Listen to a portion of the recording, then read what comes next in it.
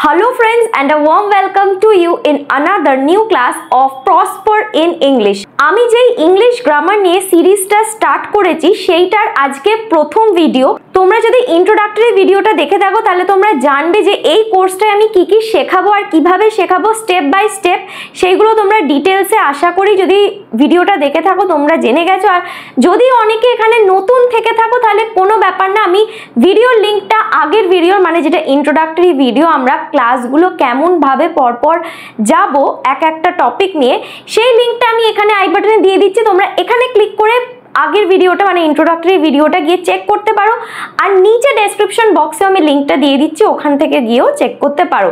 So today is our first class of English grammar series. Let's start the class. আর ক্লাসটা শুরু করার আগে দিস ইজ মি সুস্মিতা, তোমরা দেখছো প্রসপার ইন ইংলিশ। চলো আজকের ক্লাসটা শুরু করা যাক।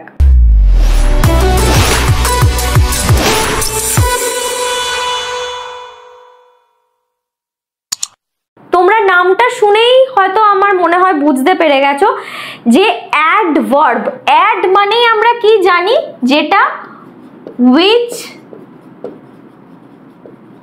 adds meaning, তাই তো আমরা এটা কিন্তু কিসের ক্ষেত্রে দেখলাম, অ্যাডজেক্টিভের ক্ষেত্রেও দেখেছিলাম। সেম কথাটা ছিল অ্যাড, এখানে আছে হচ্ছে অ্যাডভার্ব। তাহলে কথাটা থেকে আমরা বুঝতে পারছি যে ভার্বের সম্পর্কে যখন আরো কিছু বলবো, আরো ডিটেলস বলবো, ভার্বটাকে ডিসক্রাইব করব কিংবা এক্সপ্লেন করব, তখন আমরা অ্যাডভার্ব কথাটা ইউজ করব। অ্যাডভার্ব পার্টস অফ স্পিচটা সেখানে বসাবো। এখানে আমি সেটাই লিখেছি, অ্যাডভার্ব মানে which adds meaning to a verb। ভার্বের সম্পর্কে যখন আরো কিছু ডিটেলস বলবে তখনই সেটাকে আমরা কি বলবো, অ্যাডভার্ব বলবো। এখানে আমি একটা এক্সাম্পল নিয়েছি, আওয়ার সোলজার্স ফট ব্রেভলি। প্রথমে আগে অ্যাডভার্বটা ছেড়ে দাও, প্রথমে আগে ভার্বটা এই সেন্টেন্সটা থেকে কি বার করতে পারবে? অনেকেই পারবে আমি জানি, যদি ভার্ব বুঝে থেকে থাকো নিচে আমাকে কমেন্ট সেকশনে কমেন্ট করে লেখো যে এখানে আওয়ার সোলজার্স ফট ব্রেভলি এই সেন্টেন্সটাতে ভার্ব কোনটা, তারপরে আমি অ্যাডভার্বের কথাটা বলছি। এখানে ভার্ব তাহলে কি, ফট কেমন কি করেছিল, ফাইট করেছিল। ফাইটটা হচ্ছে কি পাস্ট টেন্স, এখানে আমি সেন্টেন্সটা যাতে সঠিক মানেটা বোঝায় তাই জন্য আমি এটাকে পাস্ট টেন্সে ফট হয়ে গেছে ভার্বটা। এবার আমি কি বলেছি, ভার্বটাকে যখন ডিসক্রাইব করবে, ভার্বটার সম্বন্ধে যখন আরো কিছু বলবে, কিছু আরো এক্সপ্লেনেশন দেবে আমাদের, তখনই সেটা অ্যাডভার্ব হয়ে যাবে।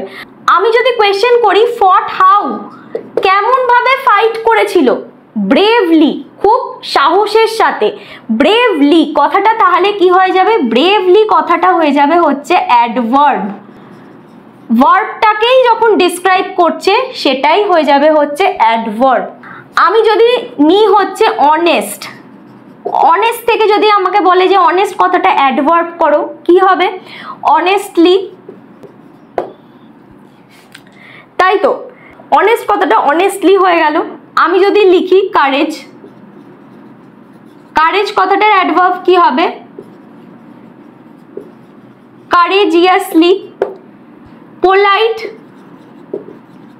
পোলাইট কথাটার অ্যাডভার্ব কি হবে, পোলাইটলি। একটা জিনিস কি তোমরা খেয়াল করছো, দেখো অ্যাডভার্ব হলেই কিন্তু শেষের এল ওয়াইটা যোগ হয়ে যাচ্ছে না। এই দেখো, অনেস্ট থেকে অনেস্টলি, কারেজ থেকে কারেজিয়াসলি, পোলাইট থেকে পোলাইটলি। তাহলে এর থেকেও কিন্তু একটা টিপ বার করে নেওয়া যায়, সেটা কি, যখনই আমরা কোনো অ্যাডভার্বের শেষে এল ওয়াই দেখবো তখনই কিন্তু এল ওয়াই দেখলে সেটা অ্যাডভার্বই, 99% অ্যাডভার্বই হয়। ঠিক আছে, ভার্বটাকে যেটা ডিসক্রাইব করছে। তাহলে আশা করি অ্যাডভার্ব বুঝতে পেরেছো। পরের পার্ট অফ স্পিচে মুভ করি, সেটা হচ্ছে কি প্রেপোজিশন। এবার প্রেপোজিশনের ক্ষেত্রেও অনেকের অনেক ডাউট থেকে থাকে, কোন ওয়ার্ডগুলো প্রেপোজিশন হবে সেটাকে কি করে বুঝতে পারবো। বিশ্বাস করো, প্রেপোজিশন আর কনজাংশন হচ্ছে সব থেকে সোজা। প্রত্যেকটা পার্টস অফ স্পিচের মধ্যে আমার তো মনে হয় প্রেপোজিশন আর কনজাংশনই সব থেকে সোজা। এটাকে সোজা করে আরো বোঝার চেষ্টা করি। চলো দেখো কথাটা আমি কেমন করে লিখেছি, প্রিপোজিশন কথাটাকে ভেঙে দিয়েছি। ঠিক আছে, প্রি মানে হচ্ছে আগে, আমরা এইটা তো জানি, প্রি মানে হচ্ছে বিফোর। সরি বিফোর, আর পোস্ট মানে হচ্ছে পরে, আফটার, তাই তো? তাহলে কথাটা হচ্ছে প্রিপোজিশন। পজিশন মানে কি? পজিশন মানে হচ্ছে জায়গা, প্লেস, তাই তো? পজিশন মানে হচ্ছে প্লেস, প্রি মানে হচ্ছে বিফোর। তাহলে তাহলে কথাটা কি দাঁড়াচ্ছে এবার?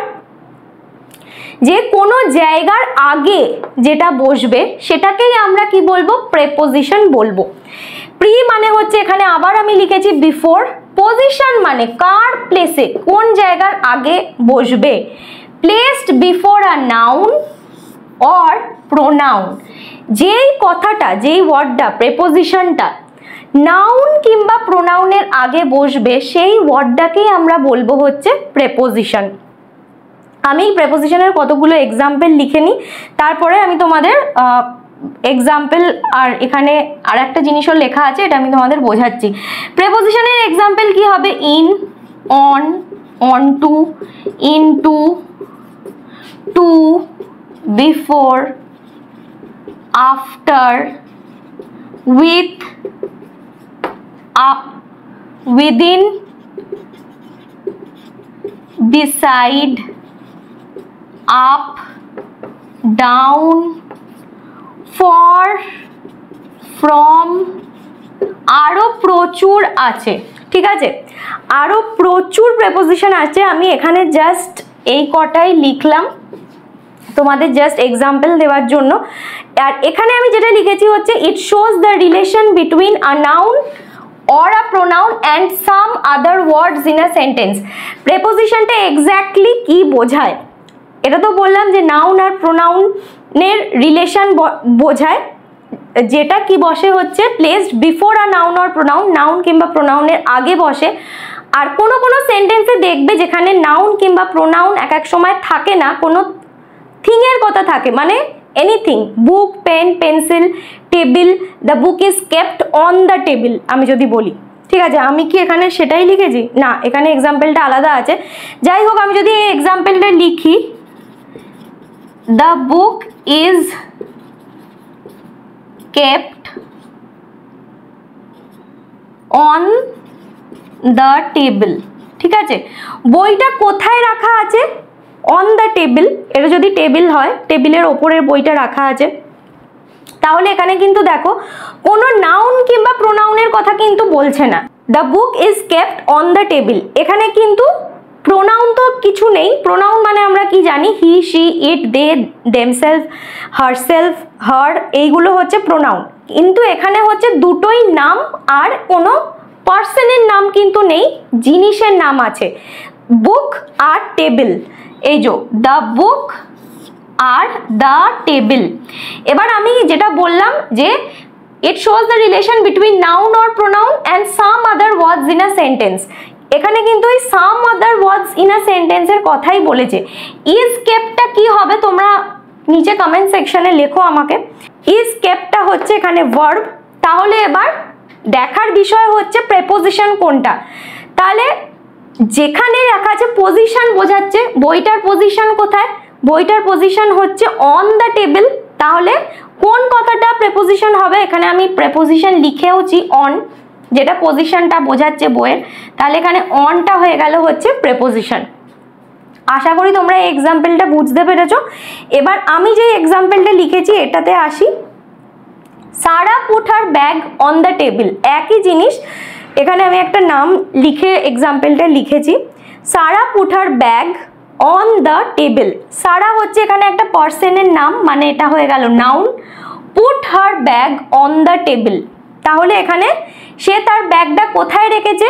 টেবিলের ওপরে রেখেছে। এখানে কিন্তু সারাটা যদি আমি বাদও দিয়ে দিই, ঠিক আছে, সারা কথাটা যদি আমি বাদ দিয়ে দিই, আমি যদি শুধু এটা দেখি put her bag on the table, ঠিক আছে, তাহলে এখানে রিলেশনটা কার সাথে কার বোঝাচ্ছে দেখো, ব্যাগের সাথে টেবিলের। কোথায় রেখেছে ব্যাগটা? কেপ্ট ওয়্যার, ওয়্যার দিয়ে যদি আমি কোয়েশ্চেন করি, kept where on the table, তাহলে এখানে দুটো জিনিসের মধ্যে আবার রিলেশন মানে পজিশনটা বোঝাচ্ছে। তাহলে এখানে অনটা প্রেপোজিশন হয়ে গেল। আমরা কিন্তু কোয়েশ্চেনও করতে পারি, কোথায়? On the table. On is the preposition here. তাহলে আজকের ক্লাসটা এখানেই শেষ করছি, দেখা হচ্ছে তোমাদের সাথে খুব তাড়াতাড়ি পরের ক্লাসে পরের নতুন একটা ভিডিও নিয়ে। আর আজকের ভিডিওটা যদি ভালো লেগে থাকে প্লিজ লাইক করো, বন্ধুদের সাথে শেয়ার করো। আর শেয়ার আমি এই কারণেই করতে বলি যাতে তোমাদের বন্ধুরাও নতুন কিছু ভালো করে শিখতে পারে, কনসেপ্টগুলো ক্লিয়ার হয়। আর এখন যদি আমার চ্যানেলটা সাবস্ক্রাইব না করে থাকো তাহলে অবশ্যই সাবস্ক্রাইব করে নাও। আর যখন সাবস্ক্রাইব করছো অল নোটিফিকেশনটা একদমই অন করতে ভুলো না। যদি অল না করো সাবস্ক্রাইব করার সময় তাহলে ভিডিওর অনেক নোটিফিকেশন তোমরা মিস করে যেতে পারো।